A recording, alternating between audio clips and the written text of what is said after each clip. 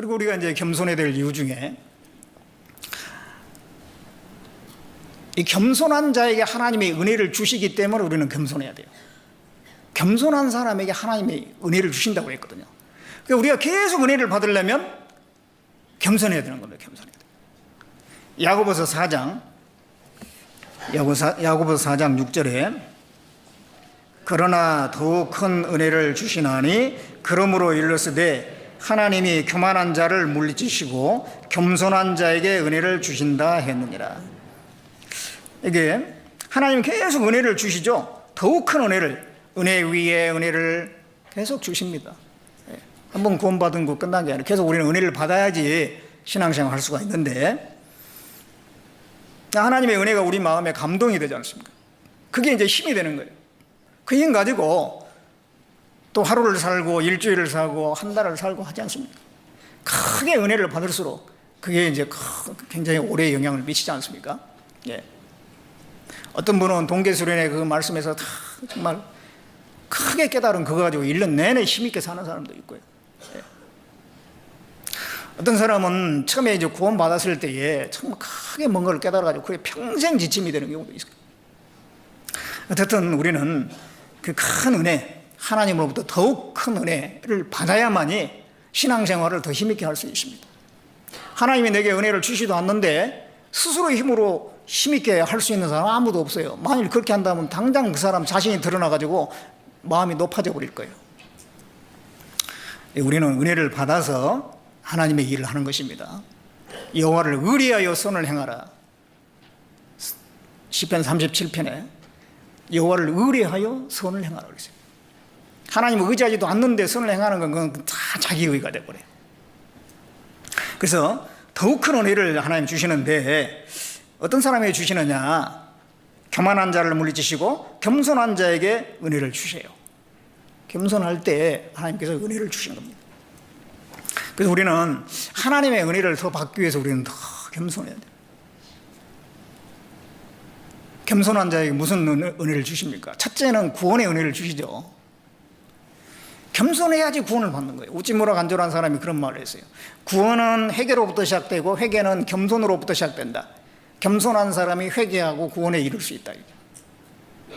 예수님이 말씀했습니다. 마태복음 11장 25절에 보면 이것을 지혜롭고 슬기 있는 자들에게는 숨기시고 어린 아이들에게 나타내신 것을 감사하나이다. 옳소이다. 이렇게 된 것이 아버지 뜻이니이다 그랬어요. 지혜롭고 슬기 있다는 사람에게는 숨겨버려요. 내가 뭐 안다 뭐 하는 사람에게 숨겨버리고, 어린아이같이 겸손하게 진리를 사모하고 구원을 갈망하는 사람을 구원해 주십니다. 그래서 예수님께서 마태복음 18장 3절에 보면 너희가 돌이켜 어린아이같이 되지 않으면 결탄코 천국에 들어가지 못한다 그랬어요.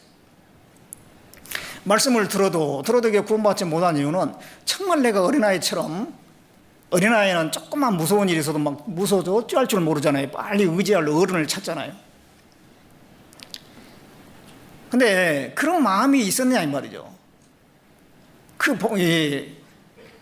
성경 말씀을 배우면서도 자기하고 연결도 시키지도 않고 두려운 일인데 두려워할 줄도 모르고 지옥 간다고 하는데도 덤덤하고, 그게 어린아이 같은 마음이 아닌 거예요. 그 어린아이 같은 마음으로 돌아갔을 때, 간절하고 진실한 마음이 됐을 때 구원을 받는 겁니다. 바리새인과 세리가 기도했지 않습니까? 바리새인은 저는 뭐 십계명을 지키고 일주일에 2번씩 금식하고 소득의 11조를 꼬박꼬박 드리고 그걸 가지고 기도했어요.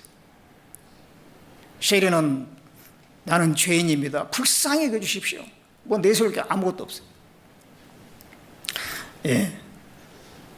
바리새인은 자기가 좀 행한 것 몇 가지 가지고 막 의롭다고 이제 그게 마음이 높은 겁니다. 그래서 이 세리가 의롭다 함을 받고 내려갔다 그러면서 자기를 높이는 자는 낮아지고 자기를 낮추는 자는 높아지리라, 예수님이 그런 말씀했죠. 예. 정말 내가 죄인이고 지옥과 운명에 있다는가, 그 앞에 공감하고 정말 두려워하고 간절한 마음 생긴 것이 어린아이 같은 마음이거든요. 그렇게 낮아질 때 구원을 해 주신 겁니다. 하나님은 간절히 원하고 바라는 사람을 절대 물리치지 않으셔요. 정말 간절히 바라고 원하는데 그냥 막 싹 무시해버리고 냉담해버린다면 그건 자비로운 하나님이 아니죠. 하나님은요, 정말 간절한 마음이 갖기를 다 기다리고 있는 거예요. 막 쳐다보고 있는 거예요. 그래가지고 그 마음 가지면 얼른 갖다가 구원을 해 주셔요. 그 마음이 안 되니까 그렇지. 그 마음이 되면은 하나님이 딱 구원해 주신다. 하나님은 그런 사람을 계속 찾잖아요. 그래서 겸손한 사람에게 구원의 은혜가 주어지는 겁니다. 그래서 겸손해야 돼요. 또 겸손한 사람이 교회 안에 끝까지 거할 수가 있는 거예요. 마음이 높아지면 형제자매도 판단되고 문제도 잘 걸리고 상처도 잘 받고, 이 상처를 잘 받는 분이 한번 생각해 보세요. 내가 마음이 높지 않은가? 마음이 좁고 마음이 높아 있고, 그러니까 상처를 잘 받는 거예요. 상처를 주는 것도 문제지만은 잘 받는 것도 문제입니다. 우리 이렇게 이제 돌아다니다 보면요, 어디 부딪혀가지고 멍도 들고 그러잖아요. 또 뭐 칼질하다 보면 또 상처도 나고 그러잖아요. 근데 그게 금방 치료가 돼. 몸이 이제 그게 치료가 되니까 정상으로 사는 거예요. 그런 상처 전혀 안 나고 살 수는 없잖아요. 우리가 경제적인 활동을 하고 일상생활을 하다 보면 그런 상처가 많이 납니다. 그러나 금방금방 치료가 되면서 우리가 또 일상생활을 하는 거예요. 그것처럼 교회 안에 많은 사람들이 모여있고 많은 여러 가지 일들이 있는데 그 가운데 상처가 전혀 없겠습니까? 있을 수가 있죠. 사람이 불완전하기 때문에 서로 간에.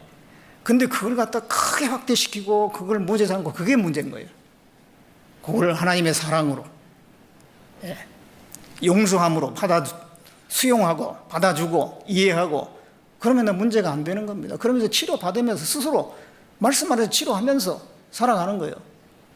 그게 겸손한 마음인 거예요. 이 마음이 높아져 있으면 작은 문제 가지고 끝까지 팔려고 그래요.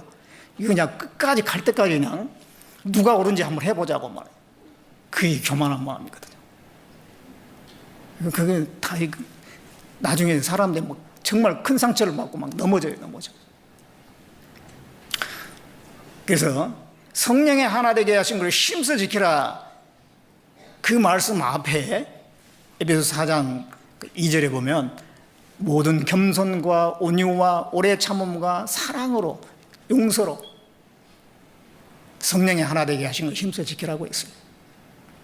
겸손한 마음이 있을 때 끝까지 신앙생활을 하는 거예요. 마음이 높아지면 말씀도 판단이 됩니다.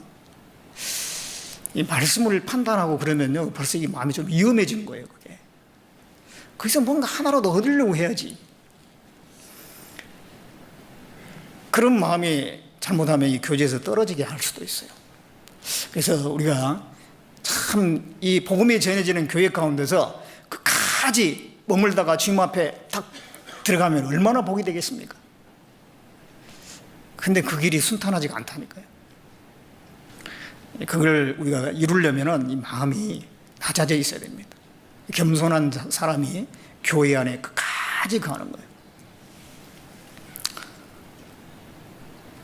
그런 은혜가 주어집니다.